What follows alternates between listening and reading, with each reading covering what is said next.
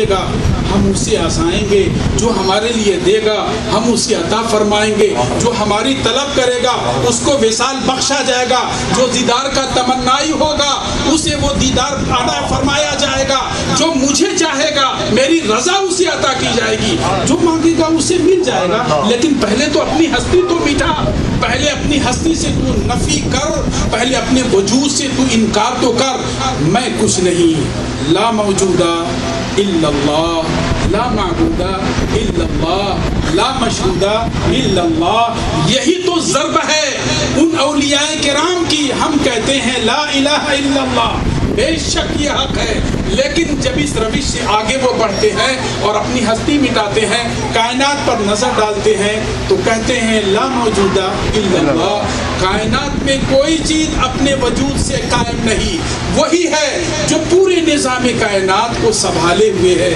اگر وہ چھوڑ دے تو یہ عالم فنا ہو جائے، پھر اور ترقی ہوتی ہے، ان کی آنکھوں کو قدرت وہ نور بصیرت عطا کر دیتا ہے کہ ہر ایک طرف جلوہ، وہی جلوہ ربانی نظر آتا ہے، تو کہتے ہیں لا مشہود الا اللہ۔ اب مشاہدے میں تو کوئی کچھ نہیں ہے، یہ بقیہ پی پی کس کو کہہ رہا ہے؟ وہی ایک ہے، کوئل کو کو کس کے لیے کہہ رہی ہے؟ وہی تو ایک ہے، پانی کے آبشار کس کے نغمے گا رہے ہیں؟ وہی تو ہے، یہ کوہ صاف یہ کس کے لیے بلند ہے؟ وہی تو ہیں، یہ فرش گیتی کس کے لیے بچھی ہے؟ وہی تو ہے، یہ گلوں کی رنگت اور خوشبو یہ کس کے لیے ہے؟ وہی تو ہے، یہ چمنستہ آراستہ کس کے لیے ہے؟ وہی تو ہے۔ اسی لیے وہ لوگ لا موجود الا اللہ سے لا مشہود الا اللہ کے درجے میں پہنچ جاتے ہیں، تب ان کو لقا کی دولت نصیب ہوتی ہے۔ اس وقت کہا جاتا یتقرب الی متنفلا، میرے بندے تو نے اپنی ہستی مٹا دی میرے لیے، تو مجھ سے اتنا ڈرتا تھا، اے رب میرے مجھے تیرے غضب کا خوف تھا، لیکن تیری رحمت سے امیدواری بھی تو تھی، دل کی ایک دھڑکن تیرے خوف سے سمٹ جاتی تھی، لیکن امید تیری رحمت کی مجھے سہارا دیتی رہتی تھی۔ ہم کب کے مٹ گئے ہوتے، تیری رحمت نے ہمیں سنبھالا، تو ہم چلتے چلتے اس دشوار گزر سے ہم یہاں تک پہنچے۔ ہم نے فرض بھی جو پڑھا وہ تیری توفیق سے پڑھا، ہمیں جو اور نیکیوں کی بھیک ملی وہ بھی تیری توفیق سے ملی۔ اس وجہ سے کوئی اللہ کا بندہ سجدہ کر کے مغرور نہیں ہوتا، بلکہ اور فروتنی اور عاجزی اس میں آ جاتی ہے اور انکساری آ جاتی ہے۔ جو گردن سر افراز ہوتی ہے وہ ولایت کی ہوا تک نہیں پا سکتی، اس لیے کہ خاکساری بندے کی اصل ہے کامیابی کی راز، اور بندہ جب اس روش پہ آگے بڑھتا ہے تو بڑی اچھی مثال ہے، جس ڈال میں پھل ہوگا وہ ڈال ہمیشہ جھکی رہے گی، اور جس ڈال میں پھل نہیں ہوگا وہ سر بلند رہے گی۔ جو لوگ اپنے عمل کو اپنے رب کی جانب پھیرتے ہوں گے وہ عبادتوں کی گنتی نہیں کرتے، ہم نے اتنی نمازیں پڑھی، ہم نے اتنے حج کیے، ہم نے اتنی زکاتیں دی، ہم نے اتنے غریبوں کو کھانا کھلایا، اتنے کپڑے بتائے، نہیں، بے وقوف انسان یہ سوچ کر اپنے عمل کو تو خود کیوں برباد کر رہا؟ اگر وہ توفیق نہ دیتا تو کیا تو نماز پڑھ پاتا؟ نہیں۔ جب اس کی توفیق سے تو نماز پڑھا تو تیری بات کیا اس میں رہی؟ اگر وہ توفیق نہ دیتا تو غریبوں کو کھانا کھلا سکتا تھا؟ نہیں کھلا سکتا۔ تو تجھے کس چیز پر غرہ آ رہا ہے؟ تو کسی اور کی ضرورت میں کام آیا تو تجھے اس پر اترانا نہیں، نیکی کر دریا میں ڈال کا یہی مطلب بزرگوں نے بتایا ہے، اس لیے کہ نیکی کی توفیق وہ دیتا ہے۔ اس لیے بندہ مومن اللہ کا ولی جب فرائض ادا کرے شرط اول ہے یہ کام کرو۔ اس لیے یہی حدیث سے یہ معلوم ہوا کہ جو لوگ دانستہ جان بوجھ کر اللہ کے فرائض کو چھوڑ دیتے ہیں، اس کی اہمیت نہیں سمجھتے، نبی کی سنتوں سے اعراض کرتے ہیں، طریقہ مصطفی سے انحراف کرتے ہیں، وہ کبھی بھی ولی ہو ہی نہیں سکتے۔ اس لیے کہ پروردگار عالم نے ولایت کی جو بھی ڈگر رکھی ہے، جو روش رکھی ہے، وہ کہیں سے بھی چلے دنیا کے، لیکن اس کا مرکز محبت مدینہ ہے، اسے مدینے تک پہنچنا ہوگا، تب وہ خدا تک پہنچ پائے گا۔ جب تک مدینے والے تک نہیں پہنچے گا وہ کبھی خدا تک نہیں پہنچتا۔ خدا نے بندوں کو اپنے سے ملانے کے لیے نبی کو اسی لیے تو بھیجا تھا، نبی سے ملو گے خدا سے مل جاؤ گے، نبی کا دامن ہاتھ میں ہوگا، رحمت پروردگار تمہارے ساتھ ہوگی۔ لیکن نبی کا دامن خدا نہ خواستہ اگر چھوٹ گیا تو خدا کبھی اسے نہیں مل سکتا ہے۔ اس لیے سنت کی پیروی بھی ہونی چاہیے، فرائض کی پابندی بھی ہونی چاہیے، اعمال حسنہ اور نعت خیر بھی ہونی چاہیے۔ اب اس پر انعام کیا ہوا؟ فَأُحِبُّهُ، تب میں اس کو اپنے لیے منتخب کر لیتا ہوں، میں اس کو اپنا محبوب بنا لیتا ہوں، میں اس کو اپنی محبت عطا کروا دیتا ہوں۔ محبت کیا چیز ہے؟ یہ سمجھنے سمجھانے کی چیز نہیں، اور نہ محبت الفاظوں میں کبھی بیان کی ہی جا سکتی۔ سچ تو یہ ہے کہ جو اہل محبت ہیں، جنہوں نے یہ شراب طہور چکھ لی ہے، وہ ہمیشہ کے لیے اس باب میں خاموشی ہو گئے، کچھ بولے ہی۔ جنہوں نے یہ درد کو جانا، انہوں نے کوئی تفسیر محبت کی بیان ہی نہیں کی۔ موج دریا سے یہ کہتا ہے سمندر کا سکون، جس کا جتنا ظرف ہے اتنے وہ خاموش۔ جو اس محبت کے سمندر میں غوطہ زن ہو گئے وہ تو ہمیشہ کے لیے چپ ہو گئے، لیکن ساحل سمندر پر کھڑے لوگ ان موجوں کی روشوں کو دیکھ دیکھ کے کہتے ہیں محبت ایسی ہے، محبت ایسی ہے، محبت ایسی ہے۔ محبت کیسی ہے وہ سمجھ میں نہیں آتی، اور جب سمجھ میں آ جاتی ہے تو سمجھانے کے لائق ہی نہیں رہتی ہے۔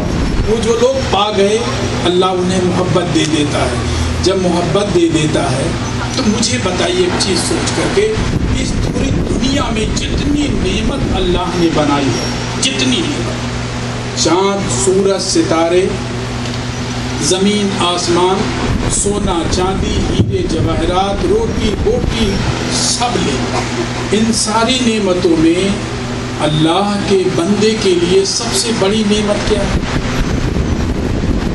سب سے بڑی نعمت تو سرکار دو جہاں کا سایہ ہمارے اوپر ہے۔ بے شک اللہ کے محبوب کا سایہ یہ سب سے بڑی نعمت ہے۔ اور پھر اللہ تبارک و تعالیٰ سے اپنے بندے پر جو سب سے بڑا انعام ہوتا ہے وہ کیا چیز ہے؟ خوب ڈھیر سونا ڈالا روپیہ پیسہ، زمین 200 ایکڑ 400 ایکڑ، اتنا بڑا 5 بیڈ روم کا 10 بیڈ روم کا، یہی ایک کوتاہ طلب میں بول رہا ہوں، ایک کوتاہ طلب انہیں اپنی ہمت کو اتنا چھوٹا کر دیا، اسی پر تیری قناعت کر بیٹھا ہے۔ ستاروں کے آگے جہاں اور بھی ہے، ابھی عشق کے امتحان اور بھی ہے، تم نے اتنی تک اپنی ہمت کو توڑ دیا۔ یہی تیری طلب تھی، تیرے رب نے تجھے اسی لیے بھیجا تھا۔ 4 بیڈ روم پر نازا ہو گیا، لیکسس BMW ایسی چیز پر تو بھول گیا، تو کہاں آیا، کس لیے آیا تجھے معلوم۔ اور حیرت ہے ان لوگوں کو جنہوں نے اپنی روش کا اتنا غلط انداز اپنایا۔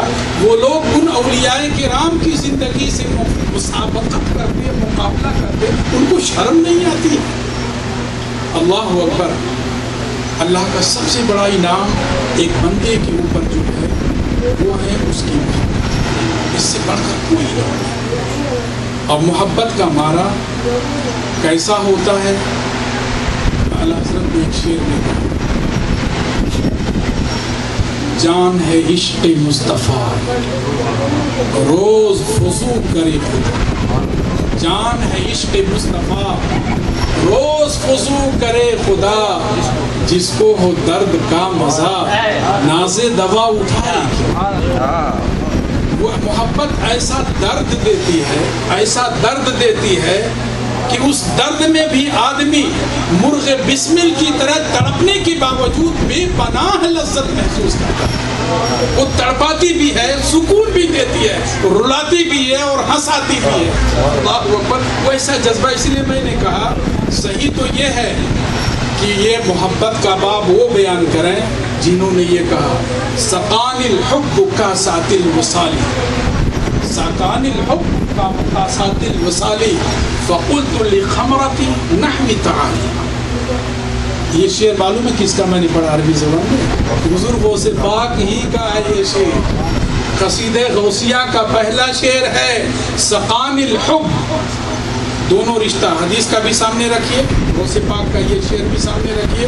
آپ نے خود کہا سقان الحب کاسات الوصالی، میرے پروردگار نے مجھے اپنی وصال کا جام اتنا پلا دیا، یعنی محبت وصال کا اتنا جام پلا دیا میں مست ہو گیا، لیکن اس کے باوجود میری تشنگی کم نہیں ہوئی اور بڑھ گئی اور بڑھتی چلی گئی. تو پھر میں نے کہا فقلت لخمرتی نحو تعالی، تو پھر اس وقت میں نے شراب محبت سے کہا اور قریب آ، مجھے اور پیاس بڑھ گئی. جب تک ملے نہ تھے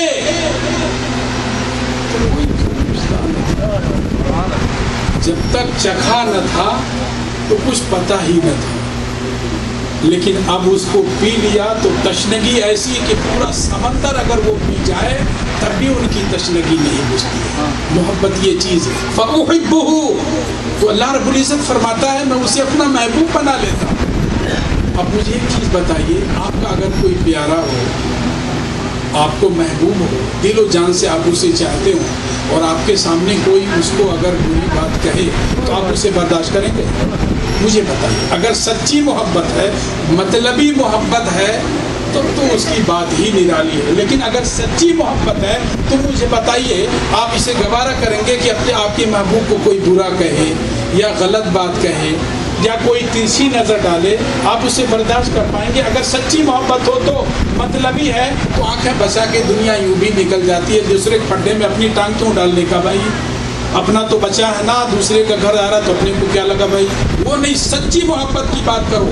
اگر دل و جان سے کسی پیار کیا ہے تو کبھی برداشت نہ کر پاؤ گے کہ تمہارے محبوب کو کوئی برا کہے، تم اسے برداشت کر لو. کوئی ترچھی نظر اٹھائے تم اسے برداشت کر لو. یہ کبھی ہو نہیں سکتا ہے. یہی جذبات محبت جو ایک مخلص کو دنیا میں اللہ اپنے بندوں کو عطا فرماتا ہے، اس نے اپنے ولیوں کے لیے بھی کہا من عاد لی ولیا فقد آذنتہ بالحرب. یہ حدیث قدسی موجود ہے.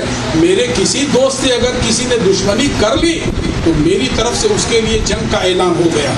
اللہ اکبر. اللہ کے دوست سے ہونا چاہیے. ہم اپنے دوست کی جب بے حرمتی یا توہین نہیں برداشت کر سکتے، اللہ رب العزت کیسے اپنے پیاروں کی توہین برداشت کرے گا؟ اس لیے اللہ رب العزت زیادہ لائق ہے کہ اپنے پیاروں سے پیار کرے.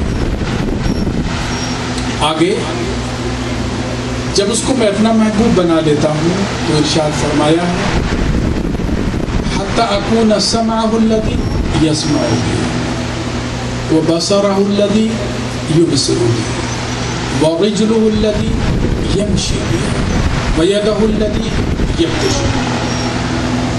اللہ رب العزت فرماتا ہے جب اسے میں محبوب بنا لیتا ہوں تو اس کی آنکھ بن جاتا ہوں جس سے وہ دیکھتا ہے، اس کے ہاتھ بن جاتا ہوں جس سے وہ پکڑتا ہے، اس کی زبان بن جاتا ہوں جس سے وہ بولتا ہے، اور اس کے پاؤں بن جاتا ہوں جس سے وہ چلتا ہے.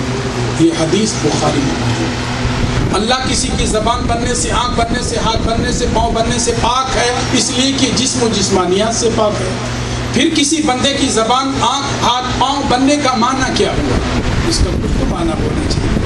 اس کا معنی یہ ہوا کہ اللہ تبارک و تعالیٰ اپنے اس مخصوص بندے کی زبان میں وہ تاثیر دیتا ہے جو عام لوگوں کی زبانوں میں نہیں ہوتی. اس کو آنکھوں میں وہ قوت بینائی دیتا ہے جو عام آنکھوں میں نہیں ہوتی.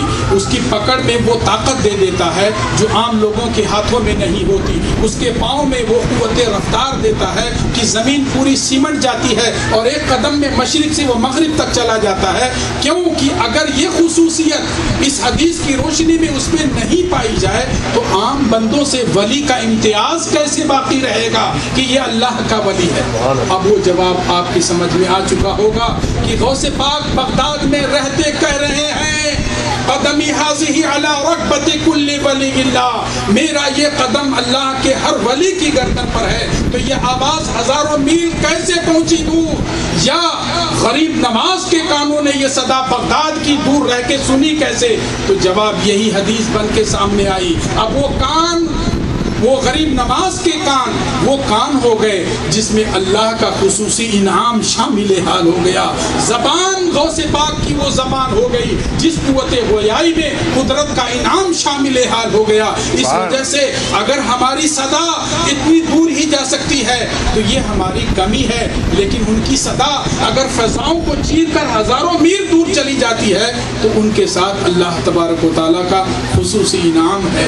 یہ قصہ لطیف ابھی ناتمام ہے. جو کچھ بیان ہوا وہ آغاز باب تھا. وآخر دعوانا ان الحمدللہ رب العالمین.